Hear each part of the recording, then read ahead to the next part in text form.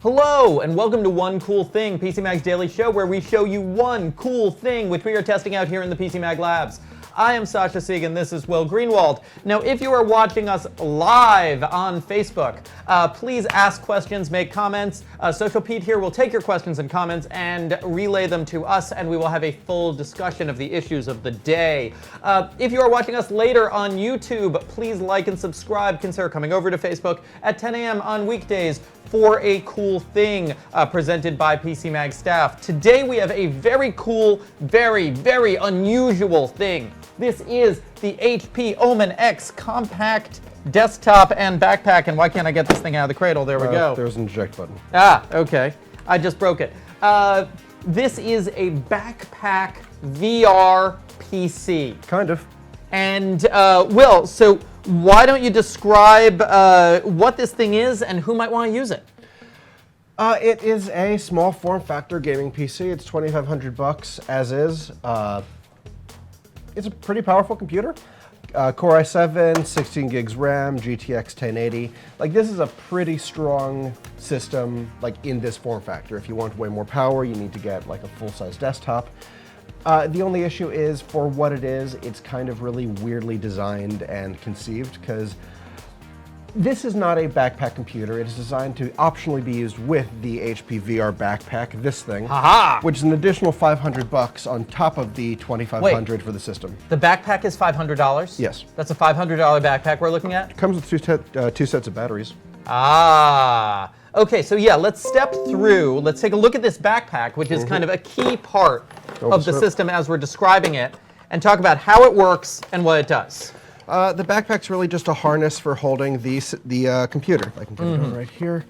It needs to hook on the right way. It will. Just give it a second. But also, almost as importantly, or maybe more importantly, the backpack contains these two hot swappable batteries. Yeah. And so these let you use the computer untethered, walking around while you're in the backpack, which most of the time it is a lot easier to attach it to the backpack. There we go. Yeah. It locks into place. It's pretty safe in this form. Yeah, there are some issues with it. First off, it is a weird backpack for kind of use with VR. You can use a headset with it. HP has their own Windows Mixed Reality headset, which we're not big fans on Windows Mixed Reality yet, but you can use with Oculus Rift or Vive. Why isn't it connecting? So you can plug an Oculus Rift or a Vive headset into this thing with its two batteries cranked on like that, and then walk around freely.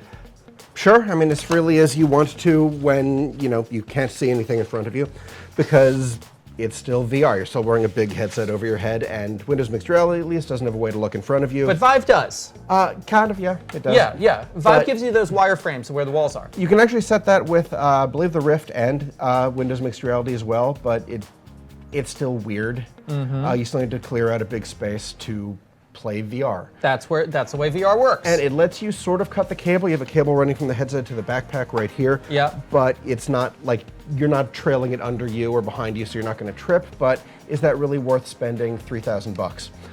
And we're looking at things where they're making standalone headsets. There's Daydream View and the Gear VR. They're not as like high fidelity a system, but they are pretty functional, and you don't have cables. And HTC is working on the wireless adapter, so you'll be able to like have your computer in a corner and use the HTC Vive without any wires. So this is a very weird concept that might have seemed a bit more useful maybe 2 years ago.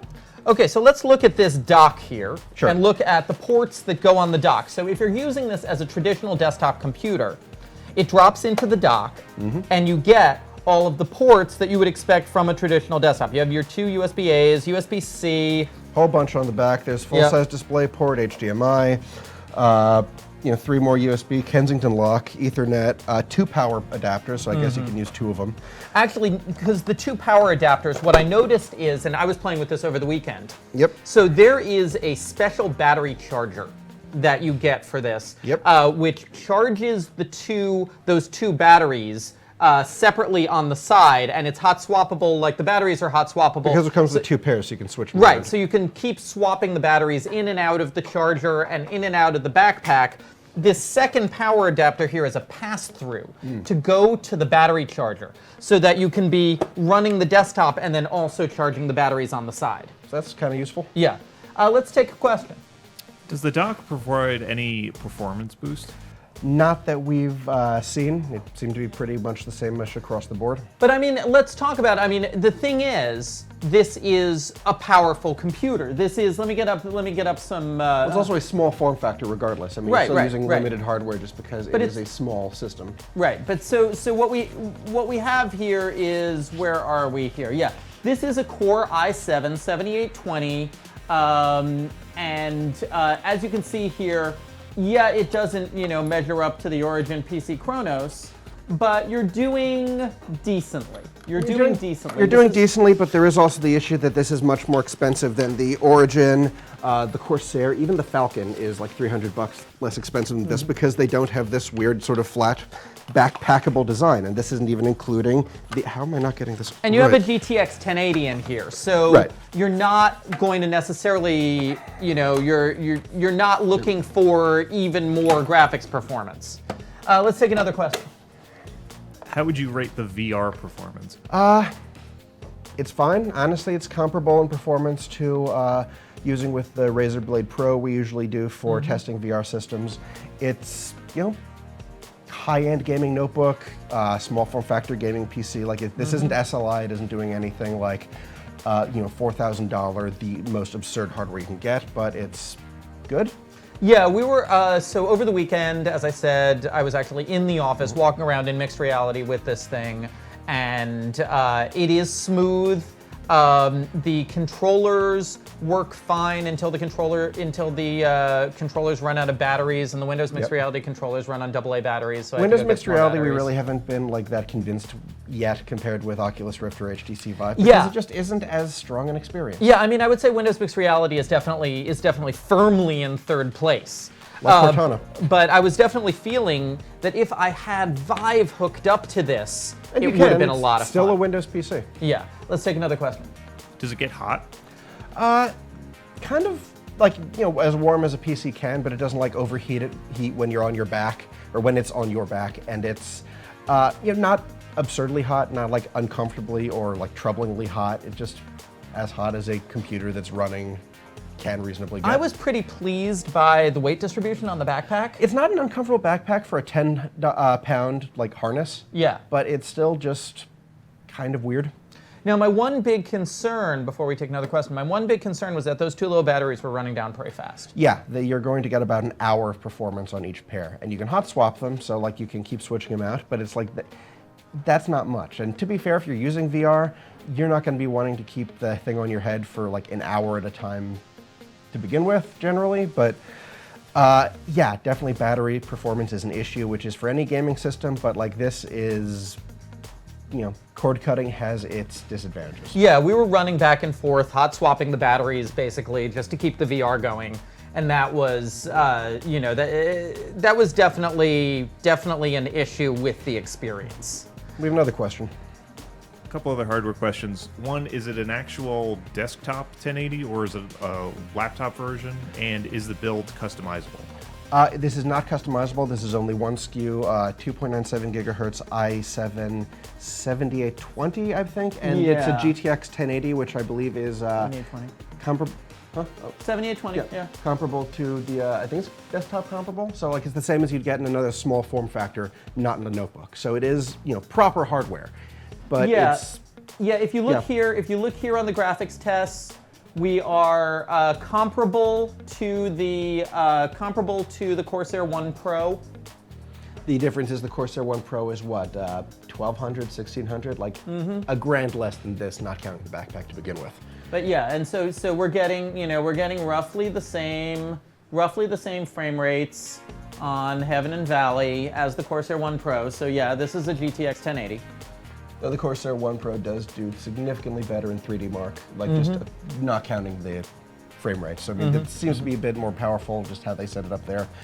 And again, it's the price difference. Let's take another question. Will I walk into traffic and not see it? Only if you're Matt Buzzy.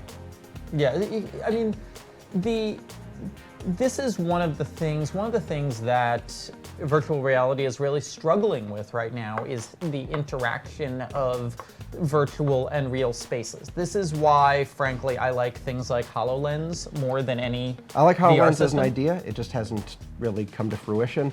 Every major tethered VR system, Vive, Oculus, Windows Mixed Reality, lets you draw out like a safe area that you can play in, and it'll like say, okay, you're moving to the edge of your like place. But it doesn't really let you see what's in front of you. It doesn't actually let you navigate all that well. While things like HoloLens and a couple of AR like mobile headsets can work like that. The issue is it's just kind of all-encompassing, so you need a like open 10 by 10 foot minimum square to just move around in to comfortably use it.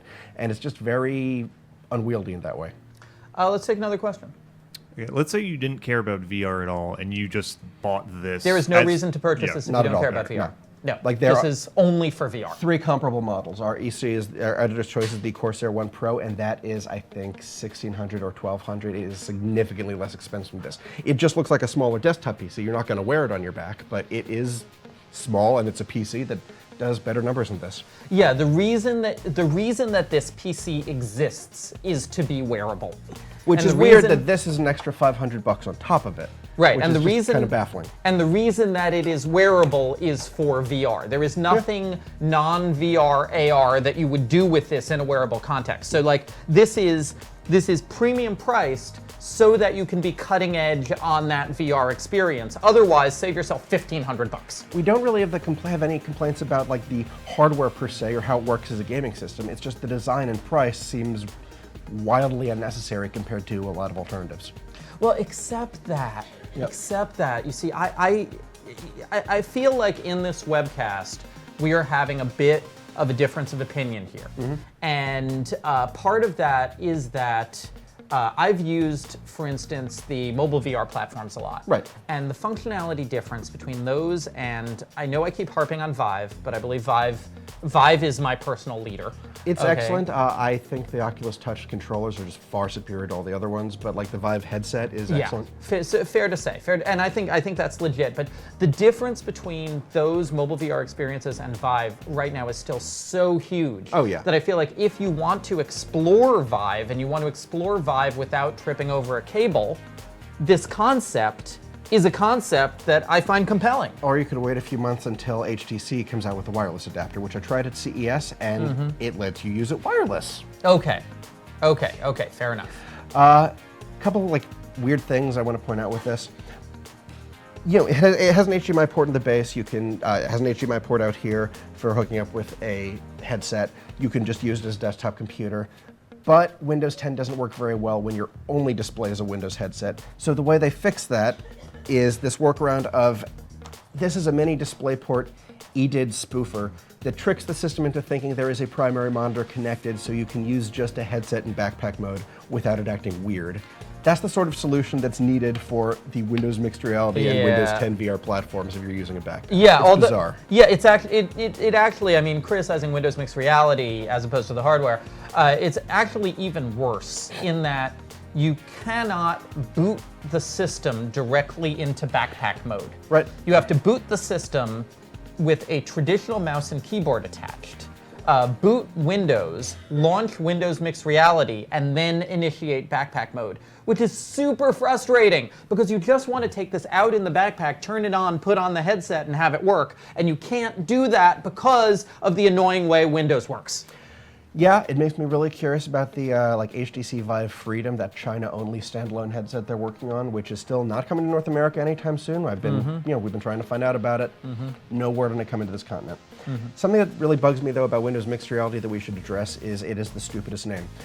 It's not mixed reality. Yes, the tech is based on HoloLens. The interface is identical to the HoloLens, which we checked out a few years ago.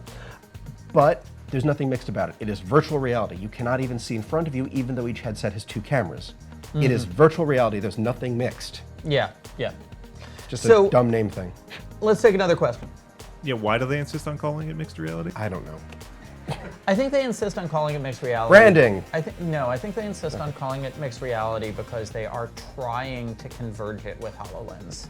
and that they want, because HoloLens is also technically the Windows mixed reality platform. It And is, so, but the problem is HoloLens is still this like concept dev thing that has enterprise and industrial applications, but is still so far from any consumer use that it is just, they stripped the UI and basic like navigation system and put it in VR. But they want to converge those AR capabilities into the platform, and that's Then they why should they're put calling AR it. in it and not have it just be VR. I now agree. it is Windows I agree. virtual reality. I agree, but I'm saying, why is it called Windows Mixed Reality? It's called Windows Mixed Reality because there's a future intention of it being AR, even if it isn't AR at the moment. So, okay, so we're good on the comments. Okay, so great. So, HP, Omen X, compact desktop, and VR backpack.